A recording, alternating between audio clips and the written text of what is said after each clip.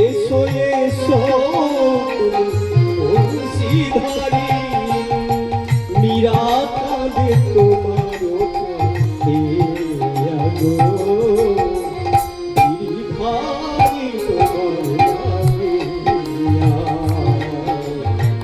রাজরানী মীরা ভিখারি গিরিধারী তোমার লাগিয়া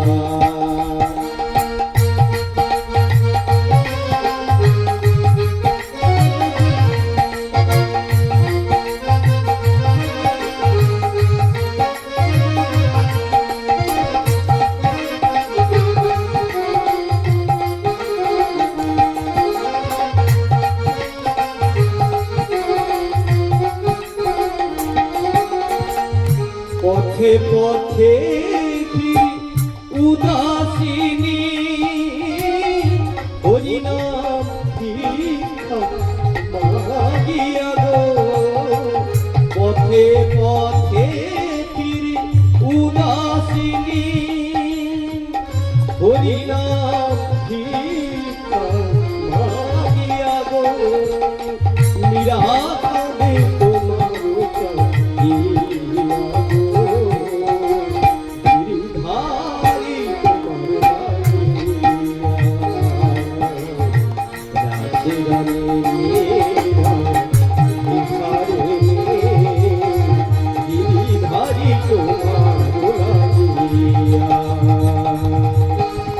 পথে পথে উদাসিনী হরিনাম ভিক্ষা মাগিয়া গো গিরিধারী তোমার লাগিয়া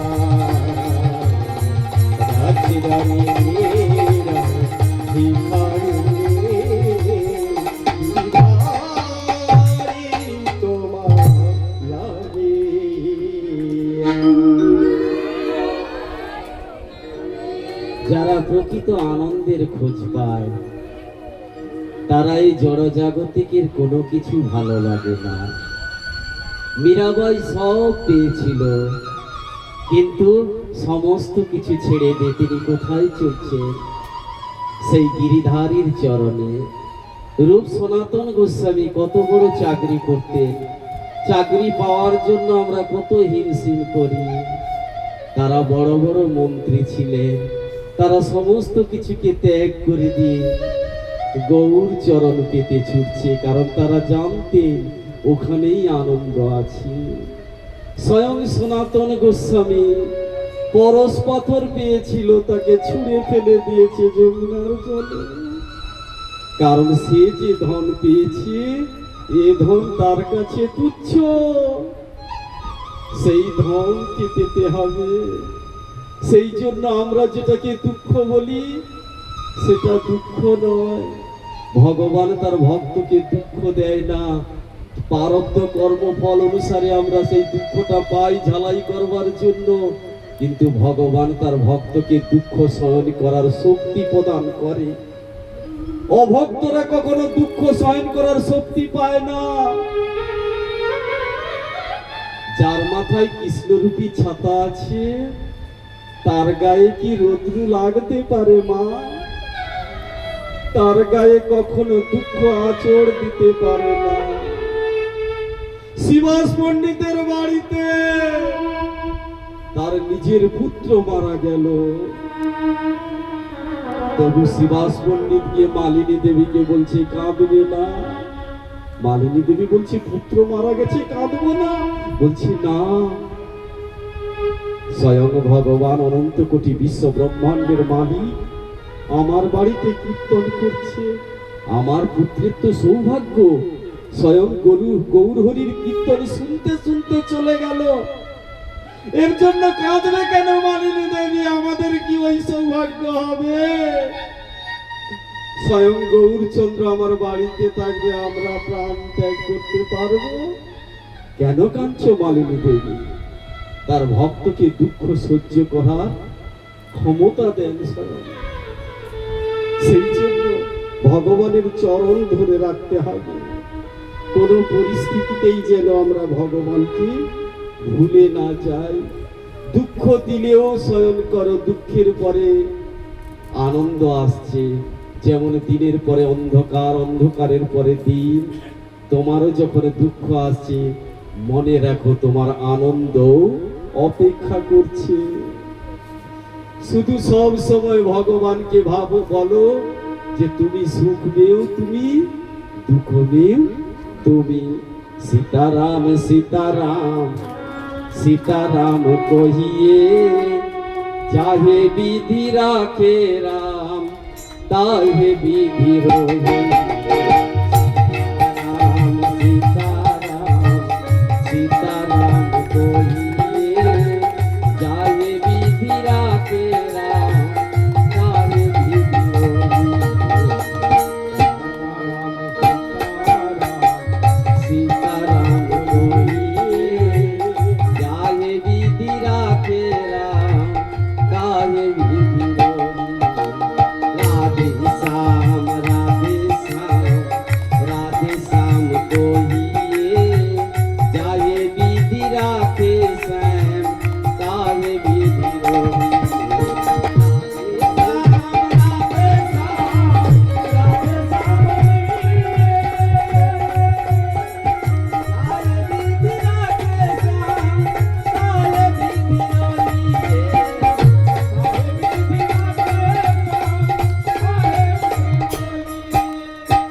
मुख में राम नाम, राम से वो हाथ में, मुख में श्याम नाम, श्याम से वो हाथ में। तू ही अकेला नहीं प्यारे, श्याम तेरा साथ में। राधे श्याम राधे श्याम राधे श्याम कहिए, जाहे विधि राखे श्याम, ताहे विधि रहे।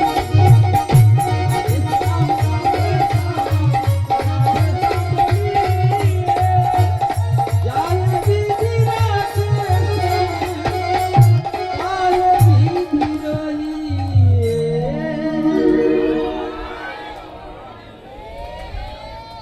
राधे श्याम राधे श्याम राधे श्याम কহিয়ে, যাহে বিধি রাখে শ্যাম। তোমার বিধিতে তোমার পারধ্যে যা লেখা আছে সেটা তো হবেই, কিন্তু সেটা নিয়ে চিন্তা করলে হবে না। যাহে বিধি রাখে শ্যাম, তাহে বিধি রহিয়ে, সেটাকে মেনে নিয়েই চলো। তোমার জন্য তিনি আনন্দের খনি সাজিয়ে রেখেছে, শুধু সেটা অতিক্রম করে যেতে হবে। আর যদি তুমি তার নাম করো, তুই একেলা নেহি প্যারে, শ্যাম তেরি সাধ মে, তখন প্রতি ক্ষণে ক্ষণে তোমার মনে হবে আমি তো জগতে একা নেই, আমার পাশে আমার গোবিন্দ আছে। সেই জন্য সব সময় কি করতে হবে? ভগবানের নাম নিতে হবে। আজকে স্বয়ং পিতামহ ভীষ্ম বলছেন, যুধিষ্ঠির তোমরা যে কষ্ট পেয়েছো এটা একমাত্র কৃষ্ণের ইচ্ছেতে। কৃষ্ণ তোমাদের দিয়ে এই সুন্দর লীলাটা তৈরি করবার জন্য, তোমাদের তাকে ধরে রাখবার জন্য এই রকম করেছে। এই জানো যুধিষ্ঠির, তুমি তো সাধারণ, বড় বড় মুনি ঋষিরা পর্যন্ত ভগবানের লীলা বুঝতে পারে না। পণ্ডিতেরা কবু না পারে কৃষ্ণের বুঝিতে, কৃষ্ণের বুঝিতে। বুঝিলাম বলি তাহে কে পারে বলিতে, কে পারে বলিতে। অতএব ধর্মপুত্র দৈব মনে করি, মনে করি। পালহ আপন প্রজা ভাব মনে হরি, ভাব মনে হরি। পিতামহ ভীষ্ম বলছেন, যুধিষ্ঠির এর জন্য কোনো দুঃখ করো না, এটাকে বলো এটা বিধির লেখা তোমাদের উপর, এটা হবে, এটা দৈব কারণে তোমাদের উপরে হচ্ছে, এটাকে নিয়ে চিন্তা করো না। তুমি এখন প্রজা পালন করো নিশ্চিন্তে, তোমার উপর এখন দায়িত্ব প্রজা পালনে। আর পিতামহ ভীষ্ম বলছেন, জানো যুধিষ্ঠির, তুমি যে প্রজা পালন করবে না, এই কৃষ্ণ যে দাঁড়িয়ে আছে, এ যেভাবে নির্দেশ করবে, যেভাবে প্রজা পালন করতে বলবে, তুমি না সেইভাবে প্রজা পালন করো।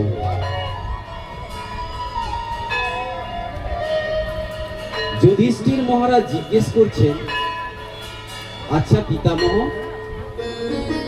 কৃষ্ণ তো আমার থেকে অনেক বয়সে ছোট, বাচ্চা ছেলে, আমার কত বয়স, আমি রাজ্য শাসন করব, প্রজা পালন করব, কৃষ্ণের নির্দেশ মতো কেন, কৃষ্ণের কথা মতো কেন? তখন পিতামহ ভীষ্ম বলছেন, এসবই ভগবান সাক্ষাৎ, আদ্য নারায়ণ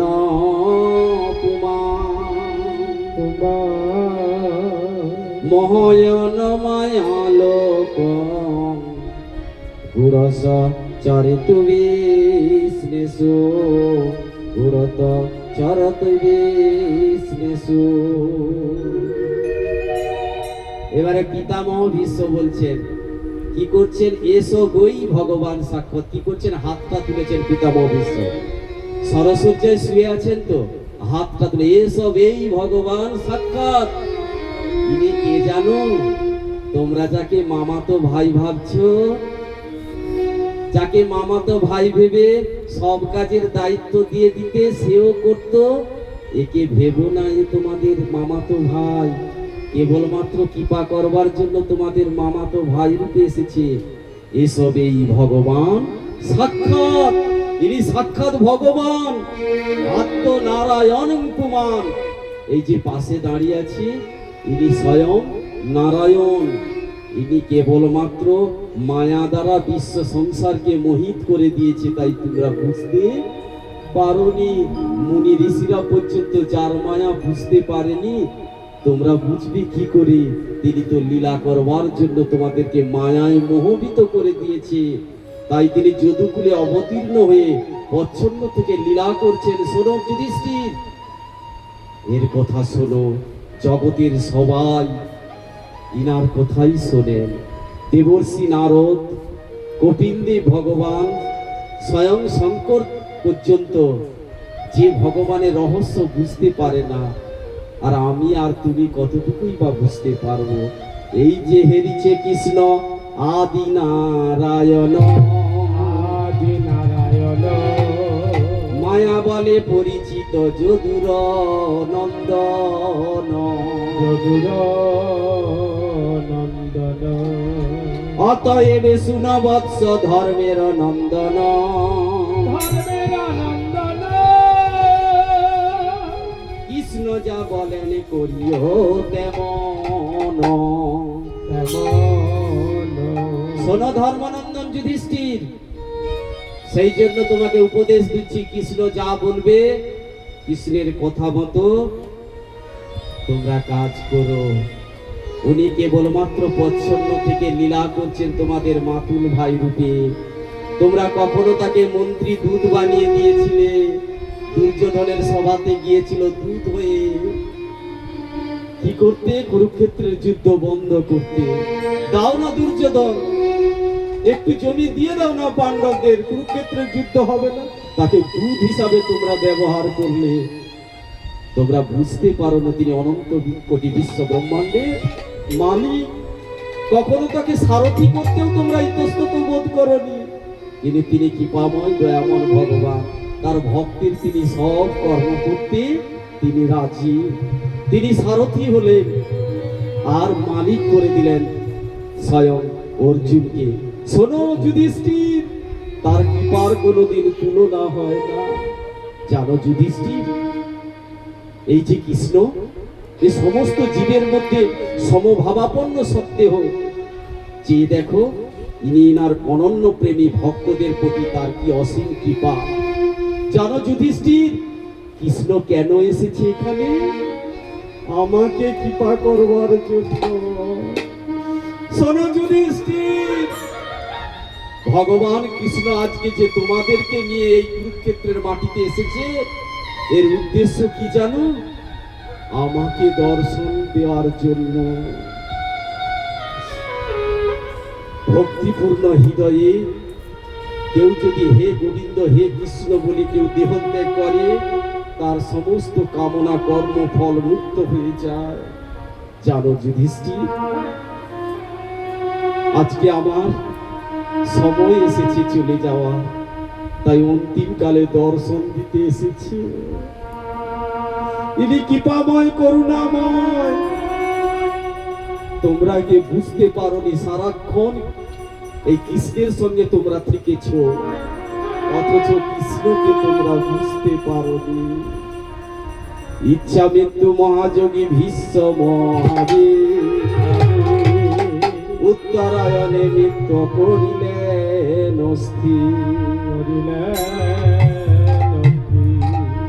উত্তরায়ণে মৃত্যুবরণ করবে বলে পিতামহ ভীষ্ম স্থির করলেন। কেন দক্ষিণায়নে মৃত্যুবরণ করলেন না? স্বর্গের দরজা বন্ধ থাকে। উত্তরায়ণে না মৃত্যু হলে আপনাকে স্বর্গের দরজায় গিয়ে অপেক্ষা করতে হবে, স্বর্গে ঢুকতে পারবে না। সেই জন্য পিতামহ ভীষ্ম ইচ্ছা মৃত্যু বর পেয়েছিলেন নিজের পিতা শান্তনুর কাছ থেকে, তাই তিনি মৃত্যুবরণ করছেন না, অপেক্ষা করছেন উত্তরায়ণের সময়। কবে মৃত্যুবরণ করেছিলেন তিনি? পৌষ পার্বণের দিন। পৌষ পার্বণের উত্তরায়ণের শুরু, ওই দিন তিনি মৃত্যুবরণের জন্য অপেক্ষা করছেন। কৃষ্ণ যুধিষ্ঠিরকে ইশারা করছেন, যা যা প্রশ্ন করতে এসেছিলে করে নাও, ইনি এবারে আর থাকবে না। তোমাকে কিসের জন্য এনেছি এখানে যুধিষ্ঠির? এক এক করে জিজ্ঞেস করে নাও, না হলে থাকবে না। যুধিষ্ঠির মহারাজকে ইশারা করলেন, আর পিতামহ ভীষ্ম কৃষ্ণকে বলছে, কৃষ্ণ তুমি আমার আর একটু কাছে আসো না, তোমাকে আমি দেখব। তুমি আর একটু আমার কাছে আসো।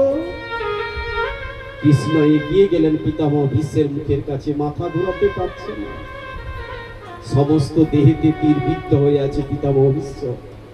কৃষ্ণ এগিয়ে গেলেন, কৃষ্ণ জিজ্ঞেস করছেন, আমি কোন স্টাইলে দাঁড়াবো, বলো কিরকম? ছলনা করো না, প্রসন্ন হাস্য অরুণ লোচন উল্লস। তোমার যে স্বাভাবিক রূপ, তোমার যে হাসি মুখ, কখনো ভগবানের রাগ মুখ দেখেছো কেউ? ভগবানের সব সময় প্রসন্ন বদন। তোমার ওই স্বাভাবিক রূপে তুমি আমার সামনে দাঁড়াও চতুর্ভুজ ধারণ করে, তোমাকে আমি দর্শন করতে চাই। এগিয়ে গেলেন, স্বাভাবিক রূপ নিয়ে দাঁড়ালেন। যুধিষ্ঠির মহারাজ এক এক করে প্রশ্ন করছে, আর পিতামহ ভীষ্ম যুধিষ্ঠির মহারাজকে ধর্ম বিষয়ে, দান ধর্ম বিষয়ে, রাজধর্ম বিষয়ে, মোক্ষ ধর্ম কি, স্ত্রী ধর্ম কি, ভগবত ধর্ম কি, এই সমস্ত জ্ঞান প্রদান করছেন যুধিষ্ঠির মহারাজকে। এটা মহাভারতের ভীষ্ম পর্বে খুব বড় করে বর্ণনা করে দেওয়া আছে। মহাভারতের মধ্যে পিতামহ ভীষ্ম যুধিষ্ঠির মহারাজকে কি কি জ্ঞান প্রদান করেছিলেন। যখন এক এক করে জ্ঞান দিচ্ছেন পিতামহ ভীষ্ম যুধিষ্ঠির মহারাজকে, তখন দ্রৌপদী খিলখিল করে হাসছে। যখনই খিলখিল করে দ্রৌপদী হাসছে, পিতামহ ভীষ্ম বলছেন, দ্রৌপদী তুমি হাসছো কেন? দ্রৌপদী তুমি এরকম উপহাসের ছলে কেন হাসছো? দ্রৌপদী হে পিতামহ, তুমি অনেক জ্ঞান প্রদান করলে, সেদিন ওই জ্ঞান কোথায় ছিল? যেদিন অসৎ সভাতে অত জনের সামনে আমাকে নির্বস্ত্র করা হয়েছিল, সেদিন তোমার কাছেও আমি ছুটে গিয়েছিলাম। তুমি আজকে কুরুক্ষেত্রের মাটিতে এত জ্ঞান প্রদান করছো, সেদিন জ্ঞান কোথায় ছিল? সেদিন কি তুমি বিবেকবান ছিলে না? সেদিন কি তুমি জানতে না কোনটা ধর্ম কোনটা অধর্ম, কোনটা সৎ কোনটা অসৎ? সেদিন কেন তুমি বাধা দেওনি? সেই জন্য তোমার মুখে জ্ঞান কথা শুনে আমার হাসি পাচ্ছে। শোনো দ্রৌপদী, সেদিন কেন আমি বাধা দিতে পারিনি জানো? আমি অসতের অন্ন খেয়ে খেয়ে আমার রক্তটা দূষিত হয়ে গিয়েছিল, আমার দেহটা দূষিত হয়ে গিয়েছিল, আমার মন বুদ্ধি দূষিত হয়ে গিয়েছিল। স্থায়ী কারণে আমি সেদিন কিছু বলতে পারিনি। তোমার স্বামী তীরবদ্ধ করে আমার সেই দূষিত রক্তটা যে বের করে দেওয়ার কারণে আমার মাথার মধ্যে আবার শুভ বুদ্ধির উদয় হলো। তাই আমি জ্ঞান দিচ্ছি, তাই সব সময় কি করতে হবে? ভগবানের নাম করতে হবে। তুমি ফোটাও বলে ফুটি দয়া, তুমি ছড়াও বলে ঝরি, তুমি ফোটাও বলে ফুটি দয়া, তুমি ছড়াও বলে ঝরি, তুমি হাসাও বলে হাসি আমি, তুমি কাঁদাও বলে কাঁদি, তুমি হাসাও বলে হাসি আমি, তুমি কাঁদাও বলে কাঁদি, তুমি ফোটাও বলে ফুটে দয়া,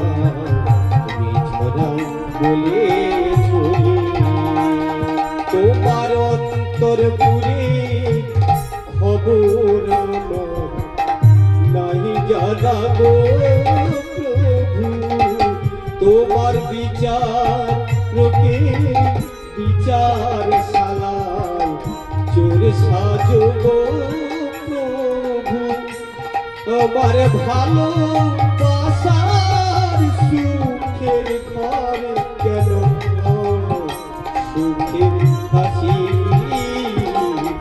ওটাও বলে ফুটে দয়ায় ছড়াও বলে ঝুলি, তুমি হাসাও বলে হাসি আমি, তুমি কাঁদাও বলে কাঁদি,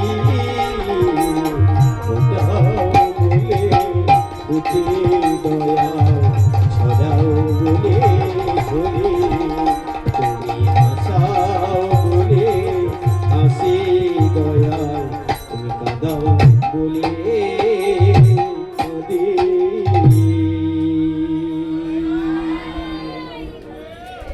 কুরুক্ষেত্রের মাটিতে পিতামহ ভীষ্ম পাণ্ডবদের জ্ঞান প্রদান করছেন।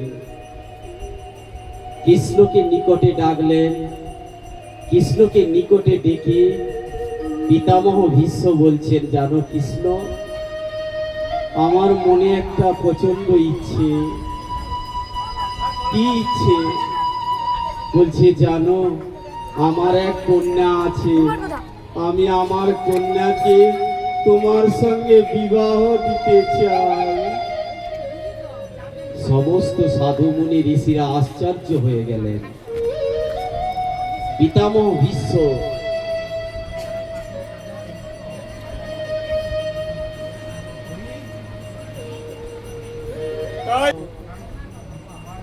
একসঙ্গে করে দিলে সবার উদ্দেশ্যে নিচে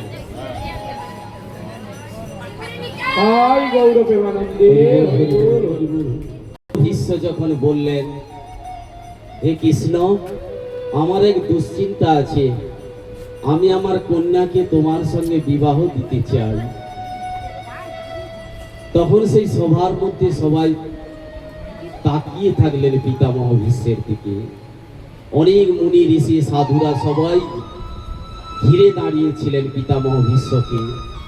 সবাই জানতেন পিতামহ ভীষ্ম চিরব্রহ্মচর্য ব্রত পালন করেছেন, তার আবার কন্যাকে।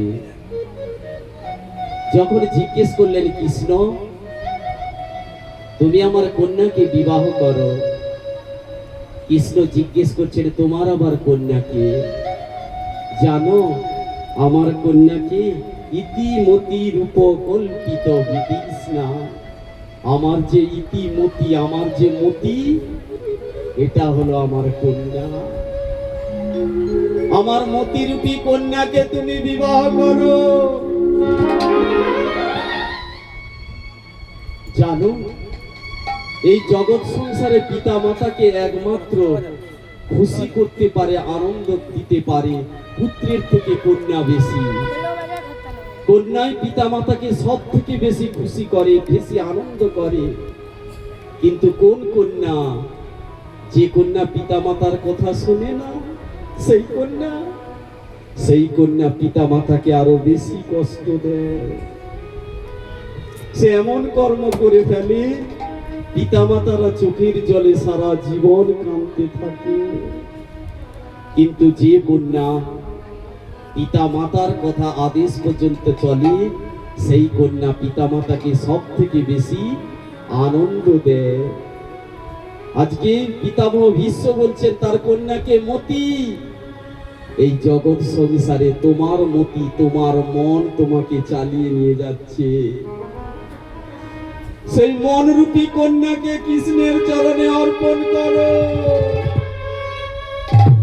যতক্ষণ না সেই মনরূপী কন্যাকে কৃষ্ণ চরণে অর্পণ না করবে, ওই মনই তোমাকে নরকে নিয়ে যাবে। এই জগতে জীবে আজকে যে দেহ রথটা চালাচ্ছে কে? তোমার মন। স্বয়ং বুদ্ধি তো তোমার দেহের মধ্যে বসে আছে, ও যথাস্থানে যেতে চাইছে। কোথায়? বৈকুণ্ঠে যেতে চাইবে।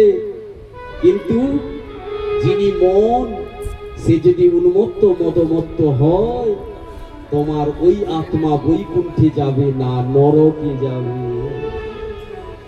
তাহলে সেই মতিরূপী কন্যাকে কার চরণে সমর্পণ করতে হবে? কৃষ্ণের সঙ্গে বিবাহ দিতে হবে। সঙ্গে সঙ্গে কৃষ্ণ জিজ্ঞেস করছেন, তুমি কেন আমার সঙ্গে বিবাহ দিতে চাইছো? তুমি কেন আমার সঙ্গে বিবাহ দিতে চাইছো? আমার মন যে বড় চঞ্চল, আমার কন্যা যে বড় চঞ্চল, তোমার চরণে যেতে চায় না। একে যদি তোমার সঙ্গে বিবাহ দিয়ে দিই, তাহলে এই মনরূপী কন্যা আর কোথাও যেতে পারবে না। তুমি তো আমার সঙ্গে বিবাহ দিতে চাইছো, তোমার কন্যা কি আমাকে বিবাহ করবে? তোমার কন্যাকে কি তুমি জিজ্ঞেস করেছো তোমার কন্যা আমাকে বিবাহ করবে কিনা? বলছে, কে তোমাকে পছন্দ করে না? আমার কন্যা তোমাকে পছন্দ করবে না? আমার কন্যাও তোমাকে পছন্দ করবে। ত্রিভুবন কমনম তমাল বর্ণং রবি কর গৌর খরা বরাঙ্গ দধানে। ত্রিভুবন কমনম, এই ত্রিভুবনের সবাই তোমাকে চায়।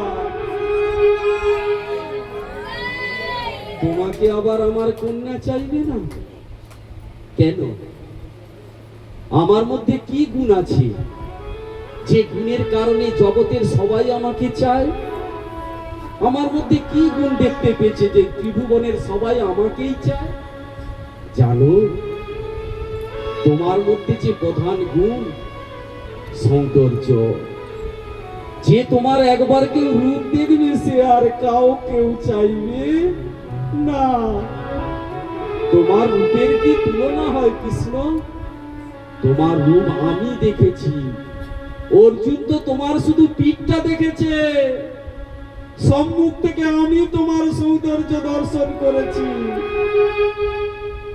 তুমি তোমার ভক্তকে রক্ষা করেছে। তোমার যে কোকড়ানো চুল, সেই কোকড়ানো চুলের মধ্যে যখন অশ্বের যখন ছুটে যেত, তার ধুলিগুলো পড়তো, আর মুখমণ্ডলে ছোট ছোট ঘর্ম বিন্দুগুলো চিকচিক করছিল। সেই সৌন্দর্যতা আমাকে মুগ্ধ করেছিল। এই জগতের জীব তোমাকে দেখে না বলেই এত কিছু চায়। যে একবার তোমাকে দেখবে, আর এই জগতের তার কোনো কিছুই ভালো লাগবে না। যার নাম শুনে এত প্রেম জাগে, সখী সে হরি কেমনি বল। সখী সে হরি কেমন বল, সখী সে হরি কেমন বল। শুনে যা এত প্রেম জাগে নাম শুনে যা এত প্রেম জাগে চোখে আসে এত জল সখী শিহরি কেমন বল সখী শিহরি কেমন বল তার কি নামে ডাকলে আসে কোন কোন গুণ কোন সে পাইলে রাধা শ্যাম ভালোবাসে সখী শুনেছি সে নাকি কালো তাই জানো পেরালো মায়া ভুলাইতে মায়া সে নাকি করে গো মায়া সে হরি কেমন নাম শুনে যার এত প্রেম জাগে নাম শুনে যার এত প্রেম জাগে চোখে আনে এত জল সে হরি কেমন বল সখী সে হরি কেমন বল সখী সে হরি কেমন বল যার নাম শুনে এত প্রেম জাগে কেউ যদি তার সৌন্দর্য একবার দেখে তাহলে সে কি থাকতে পারবে? সে কখনোই থাকতে পারবে না। রঘুনাথ দাসকে তার পিতামাতা কত চেষ্টা করলো, বাড়িতে আটকে রাখতে পেরেছে রঘুনাথ দাসকে। বারে বারে ছুটে আসছে গৌরহরির সঙ্গে মিলিত হওয়ার জন্য, কোনো কিছুতেই তাকে আটকে রাখতে পারেনি। আর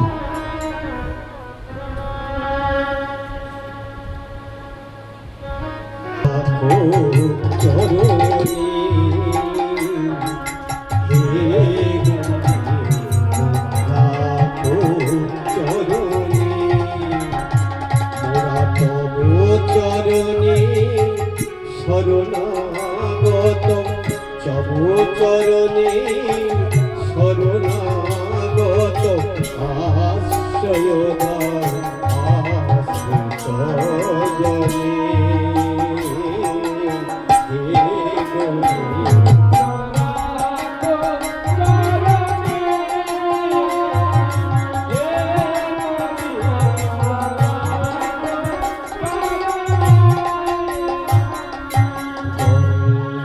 ঝরে যে শ্রীচরণ কেন দুঃখ পাই সে জরানি ঝরে যে শ্রীচরণ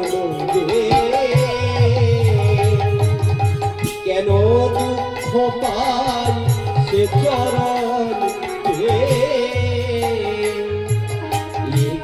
তার জ্বালা হরহে শিহরি চাহ করুণা সিক্ত নয়নে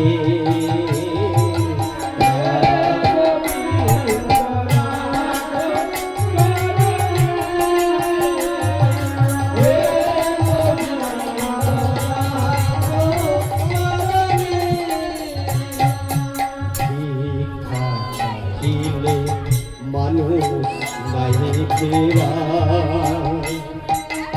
তোমার দুয়ারে হাত পাতিলে ফিরাবে কি তুমি তা চাহিলে মানুষ নাই ফেরা তোমার দুয়ারে হাত পাতিলে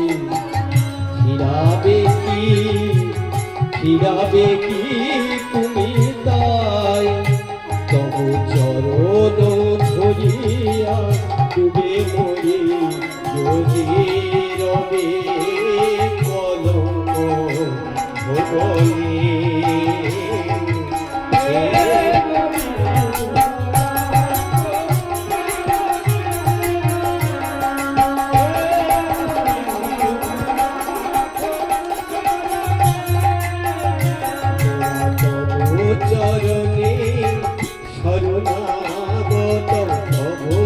চরণে শরণাগত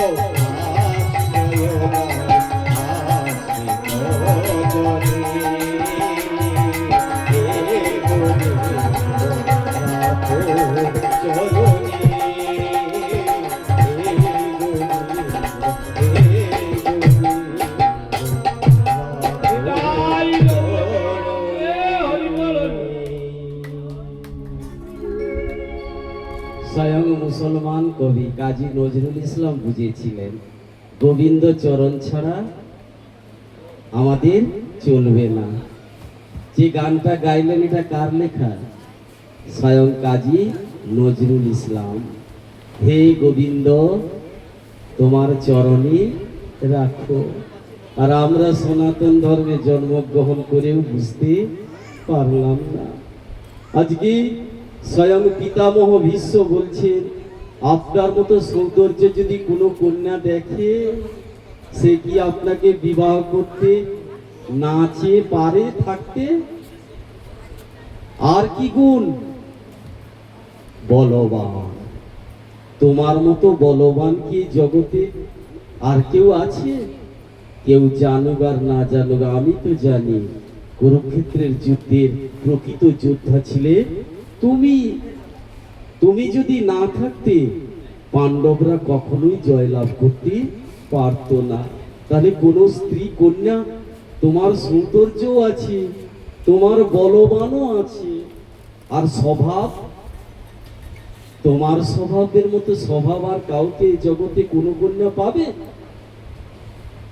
তুমি স্বয়ং অখিল বিশ্ব ব্রহ্মাণ্ডের মালিক হয়ে তুমি তোমার ভক্তির সারথি হলেন রথে। তোমার মতো স্বভাব এই জগতে কার আছে? এরকম পুরুষকে কন্যা বিবাহ করবে না তো কে করবে? আর জানো এই জগতের বুদ্ধিমান পুরুষ মাত্র একমাত্র তুমি। তুমি কেবলমাত্র 45 মিনিটে জ্ঞান দিলে অর্জুনকে কুরুক্ষেত্রের মাটি গীতা জ্ঞান প্রদান করলেন। তাহলে তোমার মতো জ্ঞানীকে আমার কন্যা পছন্দ করবে না? আর জানো তোমার মতো স্নেহবান প্রেমী এই জগতে আর কেউ নেই। আমি কি জানি না? শোনো মা, কুরুক্ষেত্রের যুদ্ধের প্রাক্কালে স্বয়ং ভগবান শ্রীকৃষ্ণ গেলেন কোথায়? দুর্যোধনের কাছে। দুর্যোধনের কাছে গিয়ে বলছেন কুরুক্ষেত্রের যুদ্ধ হবে, আমাকে তো একটা পক্ষ নিতে হবে। সেখানে অর্জুনও ছিলেন, দুর্যোধনও ছিলেন। বলো যে পক্ষে আমি থাকবো সেই পক্ষে আমার সৈন্যদল থাকবে না। বলো দুর্যোধন তুমি কাকে নেবে? আমাকে নেবে না আমার সৈন্যদলকে নেবে? দুর্যোধন বলল তুমি যখন যুদ্ধই করবে না কুরুক্ষেত্রের মাটিতে, তাহলে তোমাকে নিয়ে আমার কি হবে? তার থেকে তোমার সৈন্যদল নেব। চেয়ে নিল দুর্যোধন সৈন্যদলকে। অর্জুনকে বলছেন কৃষ্ণ, অর্জুনকে জিজ্ঞেস করছেন কৃষ্ণ তুমি তো ফেসে গেলে অর্জুন, ও তো সৈন্যদল নিয়ে নিল আর আমি তো একা পড়ে গেছি, তোমার দলে আমি একা থাকবো। কিন্তু কুরুক্ষেত্রের যুদ্ধে আমি তো তোমাদের সঙ্গে অস্ত্র ধরবো না, যুদ্ধ করতে পারবো না। বলছেন আমার সৈন্যদল দরকার নেই, কৃষ্ণ তুমি থাকলেই হবে, তুমি শুধু আমাদের পাশে থেকো তাতেই হবে। দুর্যোধন চলে গেলেন, ফিরে চলে গেলেন। দুর্যোধন যখন ফিরে চলে গেলেন সবাইকে গিয়ে বলছেন আমি কৃষ্ণকে আমাদের দলে নেইনি, কারণ ওকে গিয়ে কি করবো? ও যখন যুদ্ধই করবে না তাহলে ওকে নেব কি করে? পিতামহ ভীষ্মকে বললেন আমি সৈন্যদল নিয়েছি, কৃষ্ণকে নেইনি। আর কৃষ্ণ প্রতিজ্ঞা করেছে কুরুক্ষেত্রের যুদ্ধে অস্ত্র ধরবে না।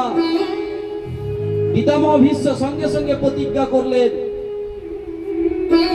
আমি গঙ্গা পুত্র ভীষ্ম, আমি শান্তনুর পুত্র ভীষ্ম, আমি প্রতিজ্ঞা করছি কুরুক্ষেত্রের মাটিতে কৃষ্ণকে অস্ত্র ধরিয়ে ছাড়বো। পিতামহ ভীষ্ম প্রতিজ্ঞা করলেন। কুরুক্ষেত্রের যুদ্ধ শুরু হলো। একদিন যুদ্ধ হলো, দ্বিতীয় দিন যুদ্ধ হলো, তৃতীয় দিন যুদ্ধ হলো, অষ্টম দিনের যুদ্ধ হলো। এক এক করে কৌরবদের সৈন্যরা মরতে শুরু করলো। দুর্যোধন পিতামহ ভীষ্মের কাছে গেলেন। হে পিতামহ, তোমার মতো যোদ্ধা এই জগতে কেউ নেই, অথচ তুমি আমার দলে আছো, অথচ এক এক করে প্রতিদিন আমার সৈন্যরা মারা যাচ্ছে আর পাণ্ডবরা বিজয়ের দিকে যাচ্ছে। হে পিতামহ ভীষ্ম, তুমি ইচ্ছা করলে জয়লাভ করে দিতে পারো। তুমি যেই থালাতে খাচ্ছ সেই থালায় ছিদ্র করছো। তুমি আমারই লবণ খেয়ে আমারই খারাপ চাইছো। অপমান করলেন পিতামহ ভীষ্মকে। তোমার মতো এত পরাক্রমী হয়ে তুমি পাণ্ডবদের ধরাশায়ী করছো না, আর তাদেরই জয় কামনা করছো মনে মনে নিশ্চয়ই। পিতামহ ভীষ্মের খুব হৃদয়ে লাগলো দুর্যোধনের কথা। দুর্যোধনকে বলছে, তোমার খুব মৃত্যু ভয় না? তুমি খুব জয়লাভ করতে চাইছো? আমি কথা দিচ্ছি, আজকে রাত্রে তুমি তোমার স্ত্রীকে আমার কাছে পাঠাবে। ভানুমতি। কাকে? ভানুমতিকে। তোমার স্ত্রী ভানুমতিকে আজকে রাত্রে আমার কাছে পাঠাবে। আমি এমন আশীর্বাদ দেব, তোমার আর কুরুক্ষেত্রের মাটিতে মৃত্যু হবে না। কে কথা বললেন? পিতামহ ভীষ্ম। শুধু গৌর গোবিন্দের ভক্তবৃন্দ, হে মাতৃ পিতৃবর্গ, আমরা যাই ভাবি না কেন, যাই বলি না কেন, যে জানুক আর না জানুক, কৃষ্ণ জানতে পারে। তিনি ভাবগ্রাহী জনার্দন। তিনি জানতে পারলেন আজকে ভানুমতিকে আশীর্বাদ দেবে পিতামহ ভীষ্ম। রাত্রিতে সবাই ঘুমিয়ে আছে, পাণ্ডবদের জাগাচ্ছেন, উঠো, এই রাত্রের মধ্যে চলো পিতামহ ভীষ্মের কাছে, নাহলে কুরুক্ষেত্রের যুদ্ধে তোমরা হেরে যাবে। পাণ্ডবরা আবার নেতিয়ে ঘুমিয়ে পড়ছে। আমাদের এত দায় পড়েনি, আমরা যাব না। কেন যাব? আমাদের সঙ্গে তুমি আছো। আজকে যদি আমরা পরাজয় হয়, তাহলে জগৎ বিশ্ব জগৎ জানতে পারবে যার পাশে কৃষ্ণ আছে তারাও হেরে গেল। আমাদের দুর্নাম হবে না, দুর্নাম হবে তোমার। পাণ্ডবরা ঘুমিয়ে পড়লো, গেল না। আস্তে আস্তে কাছে দ্রৌপদীর